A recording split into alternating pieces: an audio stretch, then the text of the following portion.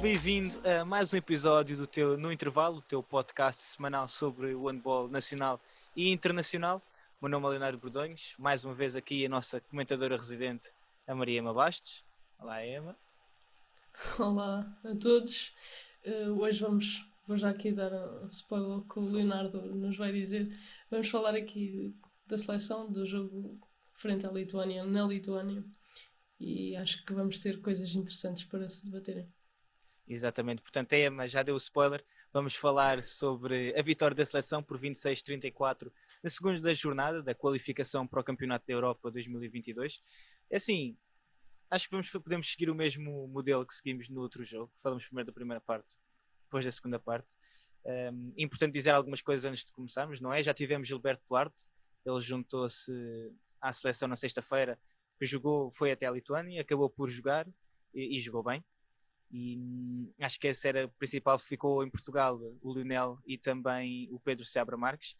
E assim, eu não sei quanto a ti, Ema, mas sabendo daquilo que já tínhamos passado frente à Lituânia, o empate em Matosinhos na qualificação para o Europeu 2020 e só termos vencido por 23-24 da última vez que visitámos a Lituânia, eu achava que ia ser muito mais difícil e no entanto conseguimos, até falando então da primeira parte, depois dali de um início algo lento, conseguimos realmente afastar.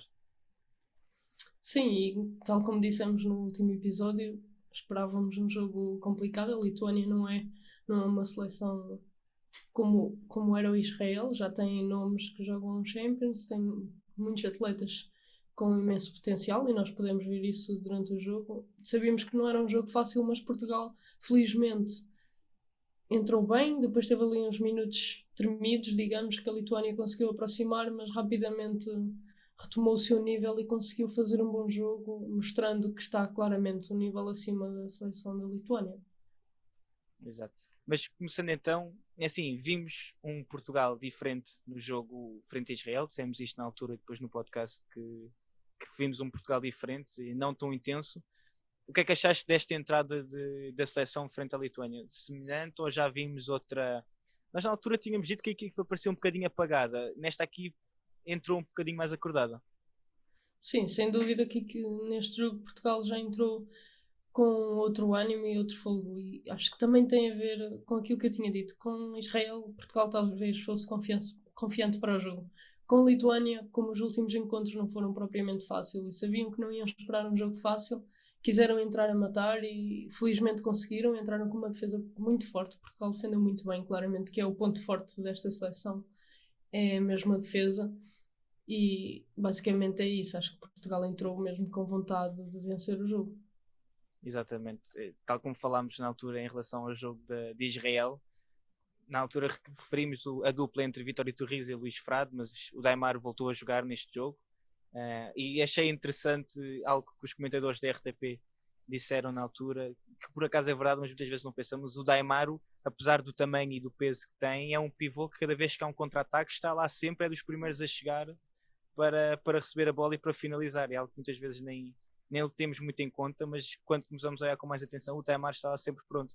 E Portugal foi, como disseste, conseguiu depois começar a distanciar, vai com 4 golos de avanço para o intervalo e depois na segunda parte simplesmente continuou a correr, tal como disseste, defendeu e conseguiu aumentar ainda mais a vantagem. Sim, aproveito já que falaste no Neymar para o felicitar, porque ele com 33 anos e depois das lesões e dos problemas que tem tido, fisicamente continua a um nível muito alto e ele mostrou isso no jogo.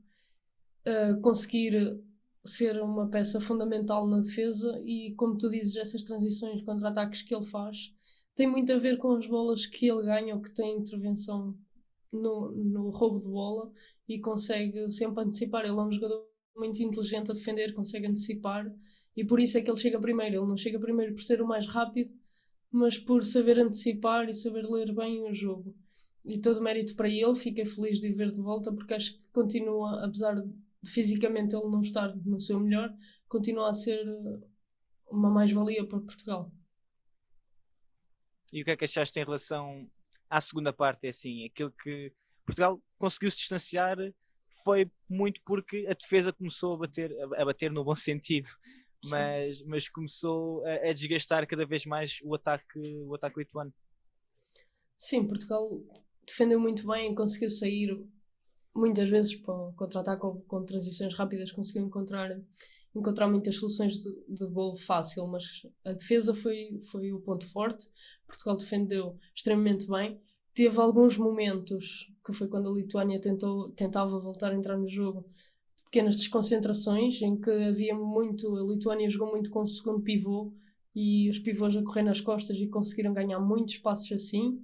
Por falta de comunicação, talvez na defesa, apareceu até o próprio Malassinskas, o central, apareceu várias vezes nas costas aos 6 metros sem ninguém. Pronto, essas pequenas distrações aconteceram, e mesmo na transição defensiva portuguesa a Lituânia conseguiu também encontrar algumas soluções, e acho que esse é o nosso ponto fraco. A defesa é o nosso ponto forte, okay? A defesa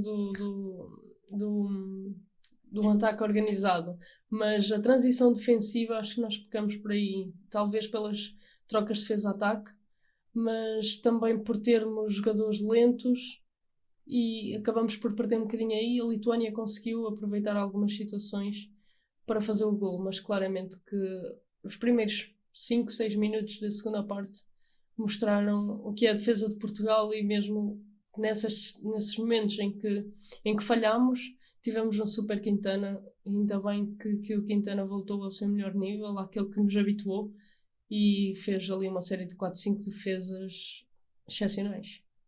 E tocaste exatamente, era nesse ponto que eu ia pegar agora. Falámos no jogo frente a Israel que não tínhamos tido um Quintana ao nível a que estamos habituados, e nesse jogo o Manel até se destacou. Na nossa opinião, tinha sido o melhor jogador em campo. E neste jogo voltámos a ter um Quintana ao nível a que estamos habituados, e que, tal como tínhamos dito na altura, parece que quando às vezes a defesa sabe que tem o Quintana nas costas e portanto dá tudo, claro, não dizemos aqui que é falta de intensidade, mas tens aquele reconforto porque sabes que se passar por mim tem uma muralha autêntica atrás que consegue aguentar. E na altura não estava a acontecer. Depois, quando o Manel entrou, tínhamos dito que se calhar começavam a jogar com um pouco mais de atenção, ou dar um bocadinho mais, porque sabiam que não tinham essa muralha atrás. E neste jogo vimos um Quintana novamente que, é assim, não é à toa que é dos melhores guarda-redes a nível europeu agora, e ano após ano faz grandes épocas com Portugal e com o Porto. Tivemos Gilberto Duarte, Gilberto que não jogou frente a Israel e que é talvez o grande nome desta seleção. O que é que te pareceu não só a exibição do Gilberto em si, mas também o impacto que teve na seleção? Achas que se mudou muito o tempo, a forma como Portugal jogou por ter Gilberto? Eu não diria que mudou a forma de Portugal jogar, mas sim a forma como a Lituânia defendeu, porque nós vimos aos 18 minutos, quando o professor Paulo Pereira pede o timeout, e é quando o Gilberto vai atacar, que ele até então não tinha atacado. A Lituânia começa logo com a defesa individual ao Gilberto, e claro que a defesa, o Gilberto fez com que a defesa da Lituânia se preocupasse mais com ele, a atenção estava mais ali, e Portugal consegue acabar por ter mais soluções. E o Gilberto, depois, com duas transições bastante largas, já conseguiu ficar livre e a fazer 2 golos na primeira parte. E teve bem, e claro que é o jogador mais valioso, digamos assim, da nossa seleção. É o jogador português com mais nome lá fora, e dar o mérito, e acho que fazia falta a esta seleção, e tenho pena dele não ter estado presente no Euro.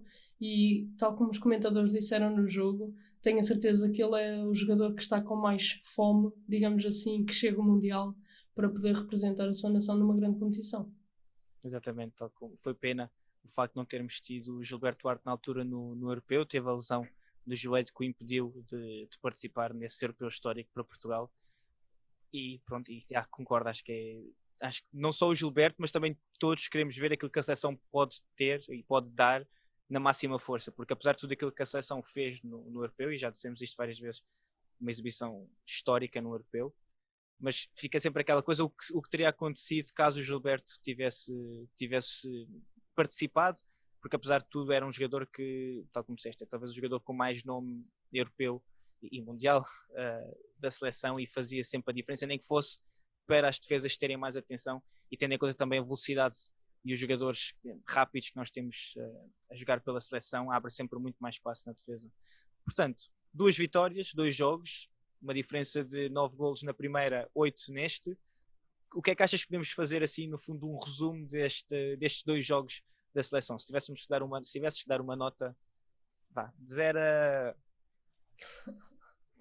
de 0 a 5, que é para não ser... 0 a 5 para não ser assim tão difícil. Isso é complicado.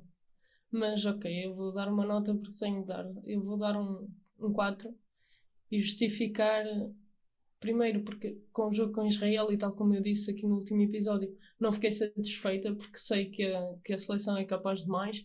Neste jogo com a Lituânia mostrou isso, mas como eu sou exigente, eu sei que eles são capazes de mais. Nunca poderia dar um 5 porque sei que não estão ao melhor nível. Hoje, com o jogo com a Lituânia, estiveram mais perto disso, mas a seleção tem muito mais por mostrar e eu não sei, vou deixar aqui um à partezinho. Ainda não vimos o 7-6 e eu não sei até que ponto é que o professor Paulo Pereira está a tentar não sei, guardar isso para quando for preciso, mas ele terá de ir treinar em Porque por contexto de acaso jogo. na RTP2, quando estavam a fazer a Sim, transmissão, eu eles ouvi. próprios disseram o porquê do Fábio Magalhães não ter jogado, e na altura até disseram, será que está a guardar para o 7-6? Mas Portugal está a ganhar o 7-6, e depois realmente é verdade, não vimos 7-6 por parte da seleção. Eu acho que o Fábio Magalhães não jogou por não estar a 100% fisicamente. Sim. Mas o 7-6 também acontece sem Fábio Magalhães, mas não sei. É uma questão que eu acho que o professor Paulo Pereira vai deixar a pairar no ar e Não querer quando for abrir o jogo preciso, já. talvez o utilize ou deixe de ser uma opção tática, também poderá acontecer. Mas não me acredito. Não, tendo em conta, Portugal é conhecidíssimo pelo seu 7-6. Sim. Sim, é temido e viu-se, mesmo assim, tanto no Porto como contra Portugal, o 7-6, e é uma opção cada vez mais importante, acho que no jogo de Portugal. Se calhar não quero abrir o jogo, se o professor Paulo Pereira estiver a Exatamente. ver, se o professor Paulo Pereira estiver a ver este episódio, diga-nos, mande mensagem, porque nós queremos saber o porquê de não ter usado o 7-6. Mas sim, acho que um 4 também é a nota que eu daria, porque ainda há espaço para melhorar. E também é um contexto que o professor Paulo Pereira disse isto. Os jogadores, o próprio Frade, ao serviço do Barcelona, tem tido já jogos e jogos adiados. O Gilberto e o Alexis, ao serviço do Montpellier, a mesma coisa. Assim, por essa Europa toda, temos jogos que estão a ser adiados. O próprio Porto, cá em Portugal, teve o jogo frente ao Belenenses dias antes de termos o jogo frente a Israel, que também foi adiado, e portanto os próprios jogadores ainda não estão com aquele ritmo, e nós estamos fartos de dizer isto aqui nos episódios, e continuamos a ver imensas falhas técnicas, imensos maus passos, porque ainda não temos aquele ritmo cruzeiro que normalmente já costumamos ter quando estamos nesta altura do campeonato, literalmente quando entramos nesta altura do campeonato. Mas pronto, Portugal joga então duas vitórias em 2 jogos. Os próximos 2 jogos vão ser no início de janeiro, dia 6 e dia 10, frente à Islândia. Segundo aquilo que aparece na HF, o primeiro jogo vai ser em Matosinhos, o segundo vai ser em Reykjavik, dias antes de Portugal partir para o Egito para disputar o Mundial 2021, que só por si já vai ser uma ocasião absolutamente espetacular. Infelizmente, não temos mais seleção assim neste contexto até lá, até esse dia 6 e até esse dia 10. Achas que vai ficar aqui o professor Paulo Pereira já a pensar naquilo que pode inovar, se quer em vez de jogar com 7-6, inovar assim noutra coisa? Nós nem estamos à Tenho a espera. certeza que o professor Paulo Pereira agora está focado no jogo contra a Islândia, nos 3 jogos, porque tal como tu disseste, os 2 jogos de qualificação, os próximos que temos no início de janeiro, são ambos com a Islândia, e depois logo o primeiro jogo a abrir o Mundial também será um jogo com a Islândia, portanto vamos ver aí. Espero que sejamos o melhor dos 3 e que sejam 3-0. Exatamente. Portanto, Portugal vai ter assim. Este foi o segundo episódio. Segundo? Não. Segundo? Terceiro? Sobre a seleção. Sobre a seleção. 1, 2, 4, 3. Diz-nos nos comentários. Já são, pronto. Foi mais um episódio sobre a seleção. Não nos podemos esquecer que também o campeonato começa já esta semana, ou recomeça. O Sporting vai enfrentar a São Joanense hoje, se estiveres a ver, na terça-feira. No nosso caso, quando estamos a gravar, vai ser na terça-feira, portanto daqui a 2 dias. Vai dar assim início a esta nova jornada do Campeonato de Placar Handball 1. Esperemos que tudo corra bem. Sabemos que cada vez mais o cerco está-se a apertar em relação à Covid-19 e, portanto, esperemos que o campeonato continue a funcionar, porque é tudo isso que nós queremos, mas também manter que é preciso termos cuidado. e deixamos aqui que tu também, os nossos desejos para que tenhas cuidado em relação a isto, porque o que nós queremos é que isto passe o mais depressa possível para que tudo volte ao normal ou ao mais normal possível. Emma, queres deixar aqui a tua mensagem, já que me tiraste as palavras no início, agora agora podias-me roubar tu. Não, mas obrigada, Leonardo. Quero agradecer mais uma vez quem nos tem acompanhado e solicitar mais uma vez feedbacks e dizer se gostam mais de nos ouvir ou de nos ver, e subscrevam o nosso canal, sigam-nos nas nossas páginas e acompanhem-nos, que nós vamos estar aqui sempre para vos trazer as novidades. Exatamente. Eu vou agora fazer. Eu nunca me senti tão youtuber, mas subscreve o canal, toca no sininho, que é para saberes quando temos os episódios. E é exatamente isso. Dá-nos eu ainda não recebi nenhum feedback. Vou continuar a bater nesta tecla até alguém me mandar mensagem. Vais continuar a chorar. Vou continuar até receber um feedback. Mas manda-nos o teu feedback, tanto para mim, para a Emma, para a 7 metros, no Facebook, no YouTube, no Twitter, no Instagram ou no TikTok. Estamos presentes e, portanto, podes ver lá tudo aquilo que se passa, não só em Portugal, como também fora de Portugal, o handball internacional. Este é mais um episódio. O meu nome é Leonardo Bordões e até ao próximo.